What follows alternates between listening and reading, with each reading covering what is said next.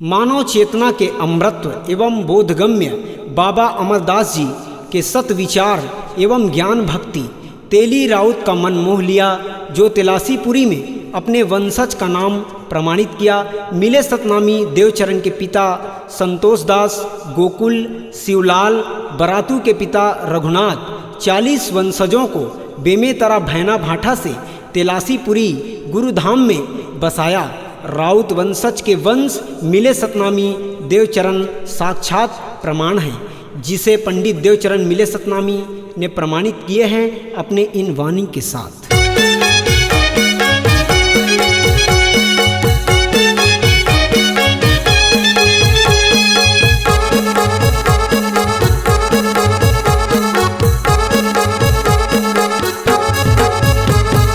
करगे जय खाम तेली राउत घर निशान, सबला नीक लागेगा तोर चरण धोए पानी। करगे जय खाम तेली राउत घर निशान, सबला नीक लागेगा तोर चरण धोए पानी। सत महिमा से निर्मल हो गे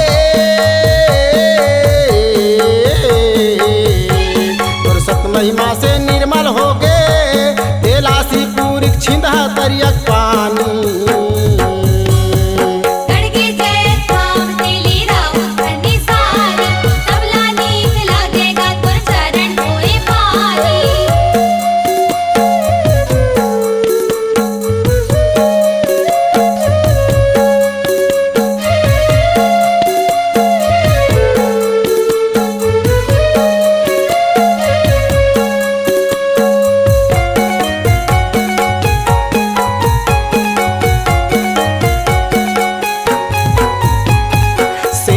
मन घोड़ा दौड़ा तोर रूपला सोहे, तोर रूपला सोहे।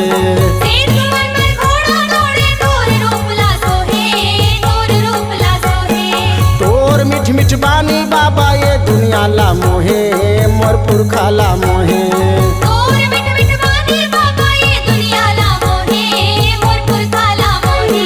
मानवता के पाठ पढ़ाए,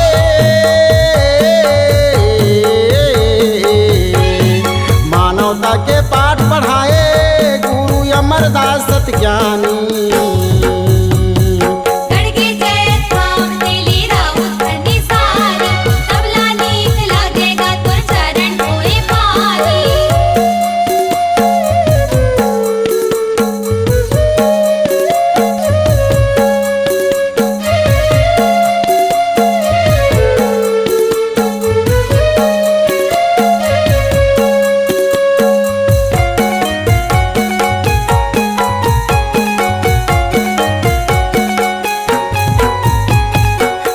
बैलल धावरा करे बोली तोर बात माँ, बोली तोर बात माँ।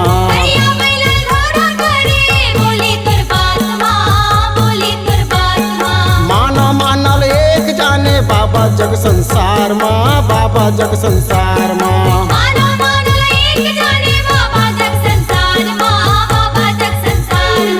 अमरदास मरद के मलिया,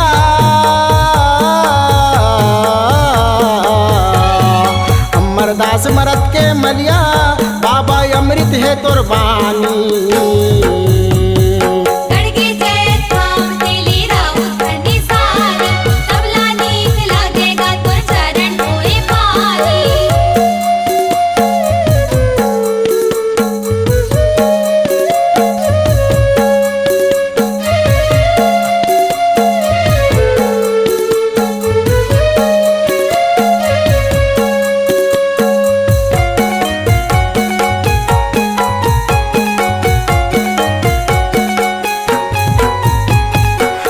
पुजारी के तोर मंदिर में घंटी बाजे रात के, घंटी बाजे रात के। बिना पुजारी के तोर मंदिर में घंटी बाजे रात के, घंटी बाजे रात के। बूंद बूंद अमृत हर जुहा हरियर लिंग के छाँव में, हरियर लिंग के छाँव में। बूंद बूंद अमृत हर बरसे हरियर लिंग के छाँव में, हरियर लिंग के छाँव में। सत विचार ला तनमा ढारे,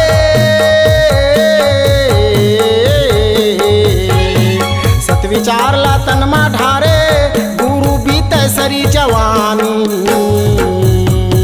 गढ़ के जय खाम तेली राउत घर निशानी, सब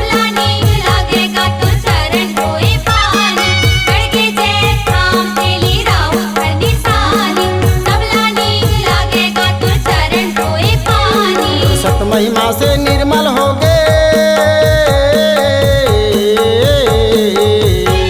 तोर सत महिमा से निर्मल हो गे बेलासी पूरी छिंदा तरियक पानी